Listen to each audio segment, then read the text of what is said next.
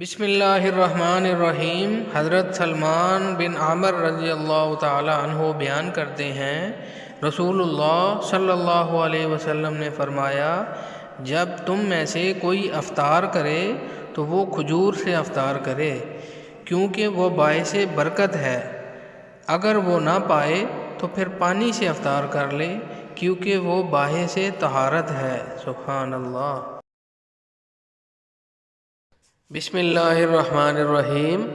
حضرت ابو موسیٰ اشعری رضی اللہ تعالی عنہ بیان کرتے ہیں، رسول اللہ صلی اللہ علیہ وسلم نے فرمایا، جو شخص جتنی دور سے چل کر نماز پڑھنے آتا ہے تو وہ اسی قدر زیادہ اجر حاصل کرتا ہے، اور جو شخص نماز کا انتظار کرتا رہتا ہے حتیٰ کہ وہ امام کے ساتھ نماز پڑھتا ہے تو وہ اس شخص سے زیادہ اجر حاصل کرتا ہے جو اکیلا نماز پڑھ کر سو جاتا ہے۔ اللہ اکبر۔